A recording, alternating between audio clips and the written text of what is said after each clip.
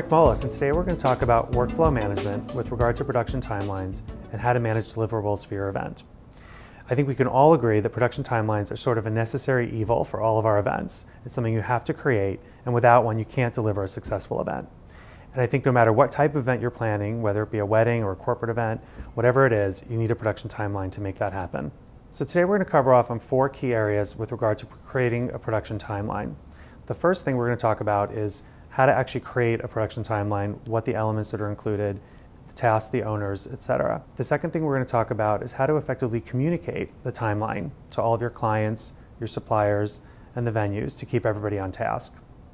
The third thing we're going to talk about is once you get on site, what sort of documentation do you use, and event resumes, event snapshots, to keep everybody on task when they're actually on site at the event. The last thing we're going to talk about is what common mistakes to avoid when you're planning an event, how to mitigate risk, how to avoid missing deadlines, and to keep everybody on schedule with regard to the timeline.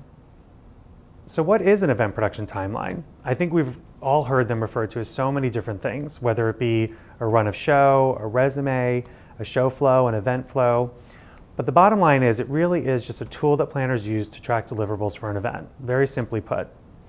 Basically what it is, it's a task list that's organized in chronological order that anybody can refer to at any time during the planning process and know what's due and when. So it's a shared tool that could be used by all the parties that are involved with the event, and basically anybody can pick up the timeline and know exactly what the deliverable is, when it's due, and who the owner is.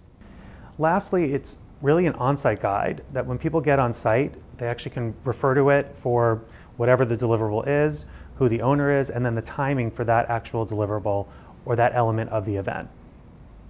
So why do we use event production timelines? I think as planners, we all know that we can plan for about 90% of what's going to happen leading up to the event and on site.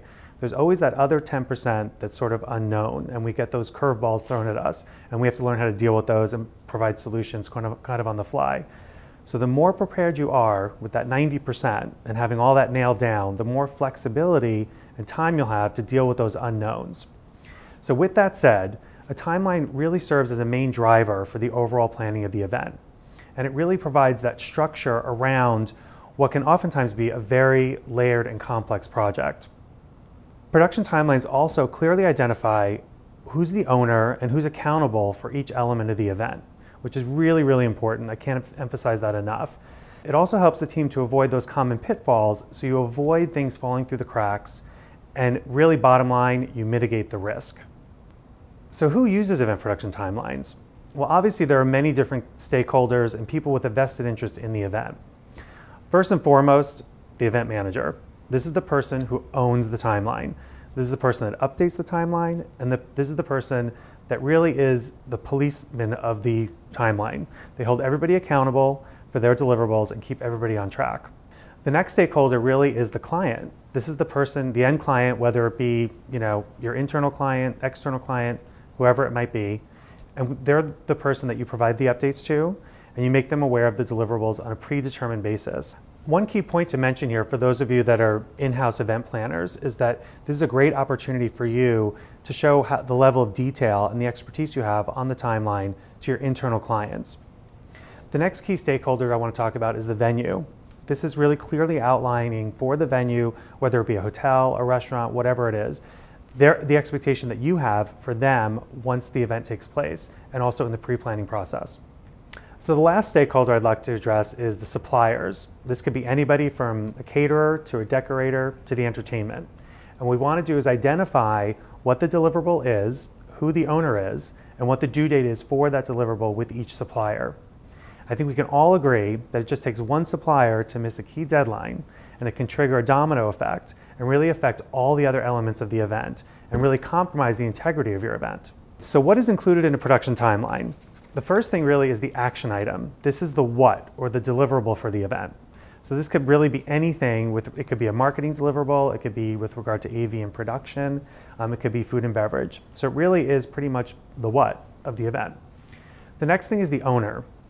And this is the who for the event. And this is pretty critical. And I think we've all been in meetings where we've all sat around and talked about a great idea, and then we all agree that is a great idea, and then a week later, it hasn't been taken care of because nobody identified the owner for that piece.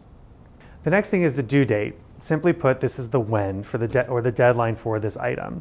So, and when we do our updates to our clients with the timeline, we always want to emphasize if something has slipped on the timeline and making sure that that due date is enforced. So the next thing on the timeline will be the location. This is the where, as the location of whatever event or activity is taking place. So be very, very specific when you're doing this, not just the venue name or a hallway, but actually the exterior of a room within the venue. So you know exactly where that thing is supposed to be placed or where that activity is taking place. And the last thing is status. So what is the current status of this deliverable? And when we do the weekly update to the client, we will identify on the timeline whether that activity is, or the deliverable is pending, if it's complete, or if it's past due.